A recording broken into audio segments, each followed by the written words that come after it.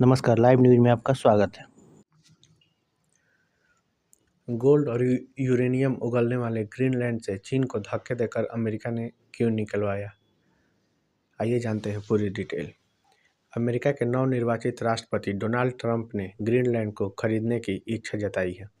Trump ने social media पर लिखा कि नेशनल सिक्योरिटी और पूरी दुनिया में आज़ादी के लिए अमेरिका को लगता है कि ग्रीनलैंड पर हमारा कंट्रोल बेहद ज़रूरी है।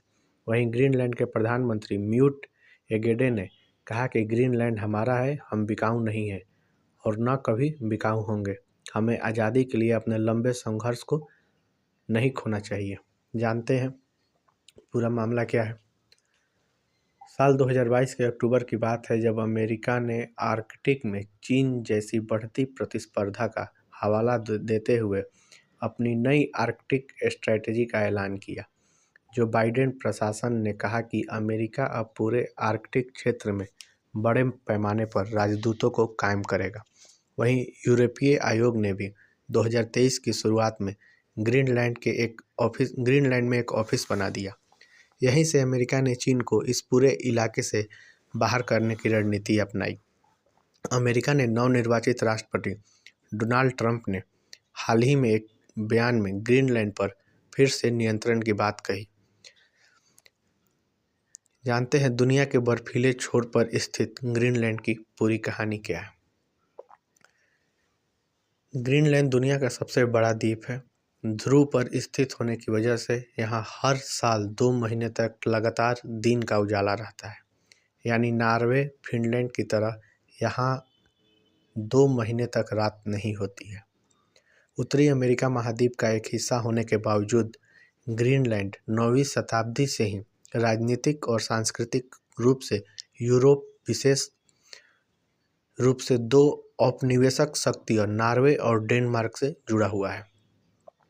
फिलहाल यह डेनमार्क का स्वायत्तशासी हिस्सा है, जिसकी अपनी संसद है। यहाँ दुनिया का 10% ताजे पानी का भंडार है। डेनमार्क ग्रीनलैंड के बजट राजस्व का 2/3 योगदान देता है। ग्रीनलैंड का मुख्य राजस्व मछली पकड़ने से आता है। तेल, गैस, गोल्ड और यूरेनियम जैसी दुर्लभ खनिज भंडार ने दुनिया भर के देशों को ग्रीनलैंड की ओर आकर्षित किया है। जैसे जैसे ग्लोबल वार्मिंग के कारण आर्कटिक की बर्फ पिघलती जा रही है, वैसे वैसे ग्रीनलैंड के खनिज और एनर्जी रिसोर्स यानी लौह, अयस्क, सीसा, जस्ता, हीरा, सोना, यूरेनियम जैसे रेयर मिनरल्स और पेट्रोलियम गैस की माइनिंग बढ़ रही है। इस द्वीप का 80% से अधिक हिस्सा 4 किलोमीटर मोटी अस्थायी बर्फ की परत से ढका हुआ है। ग्लोबल वार्मिंग के कारण यह पिघल रहा है, लेकिन इससे ग्रीनलैंड के खनिज संसाधनों तक पहुंच भी बढ़ गई है। ग्रीनलैंड में कई तरह के बहुमूल्य खनिज, दुर्लभ धातुएं, बहुमूल्य पत्थर, कोयला, ग्रेफाइट और यूरेनियम पाए जाते हैं। ग्रीनलैंड 1700 के दशक के उत्तरार्ध में ही खनन करने वाला देश रहा है, जहां नुसॉक प्रायद्वीप के कारसूत में कोयले की खुदाई की जाती थी। कोयले के अलावा खनन में सोना, चांदी, तांबा, सीसा, जस्ता, ग्रेफाइट, ओलिवाइन, क्रायोलाइट और संगमरमर भी शामिल है। हाल के वर्षों में कई खदानें बंद कर दी गई है, जिनमें मरीसोक के पास सेकी ओलिवाइन खदान शामिल है। इसे 2011 में बंद कर दिया गया। इसी तरह नैनो टार्लिक के पास नलुनाक सोने की खदान को 2013 में बंद कर दिया गया था। अमेरिका ने लंबे समय से ग्रीनलैंड को रणनीतिक रूप से महत्वपूर्ण माना है और शीत युद्ध की शुरुआत में थुले में एक रडार बेस स्थापित किया था। द्वितीय विश्व युद्ध और शीत युद्ध के दौरान इस क्षेत्र में अमेरिकी सैन्य मौजूदगी रही है। यहाँ के थ्यूल में अमेरिका ने अपना रडार स्टेशन बनाया है, जो मिसाइल रक्षा और अंतरिक्ष सुरक्षा के लिए आवश्यक है। अमेरिका ने पहले ही डेनमार्क को साफ कर दिया है कि वह ग्रीनलैंड में चीनी निवेश को बर्दाश्त नहीं करेगा। चीन ने बेल्ट एंड रोड इनिशिएटिव के तहत आर्कटिक में पोलर सिल्क रोड बनाने की योजना बनाई है।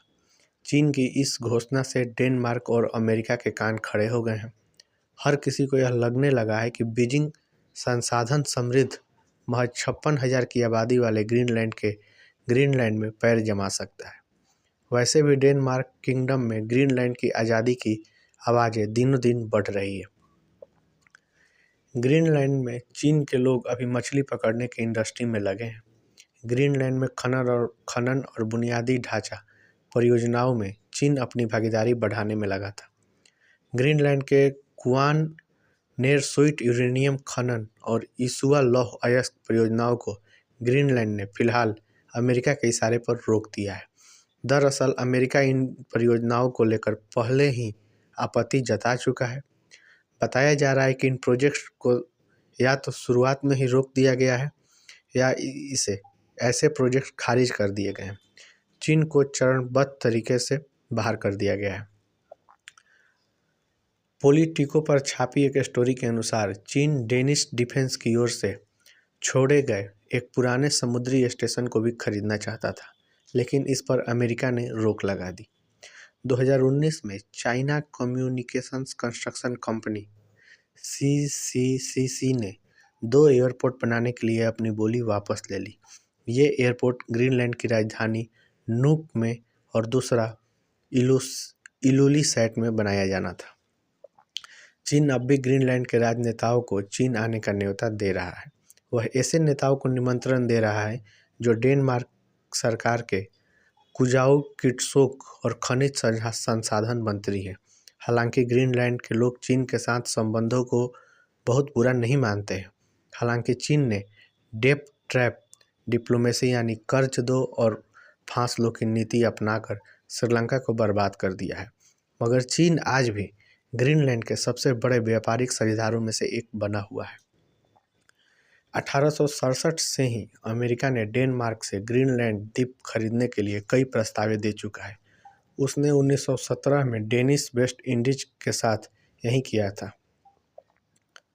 हालांकि ग्रीनलैंड डेनमार्क साम्राज्य के भीतर एक स्वायत्त क्षेत्र बना हुआ है, लेकिन 1951 की संधि ने अमेरिका को उस द्वीप पर अधिक नियंत्रण प्रदान किया है, जिस पर उसने कभी खनन करने के आंशिक दावा किया था।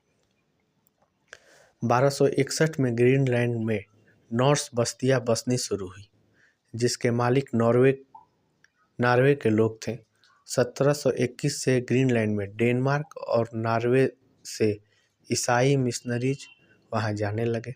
1814 में कील की संधि से ग्रीनलैंड नॉर्वे से डेनमार्क को मिल गया। बाद में अमेरिका इस क्षेत्र पर अपना दावा करने लग गया। बाद में 1953 में अमेरिका ने ऑपरेशन ब्लू रे के तहत ग्रीनलैंड में थुले एयरबेस बना दिया। 11वीं सदी में ग्रीनलैंड पर रूस, अमेरिका और चीन की नज़र लग गई। एक तो ग्रीनलैंड की रणनीतिक स्थिति ऐसी है जहां से कई देशों पर नज़र रखी जा सकती है। दूसरा, वहां का मिनरल्स का खजाना ऐसा है कि जिससे दशकों तक राज किया जा सकता है। आज के लिए इतना ही। वीडियो पसंद आया तो चैनल को लाइक और सब्सक्राइब जरूर करें।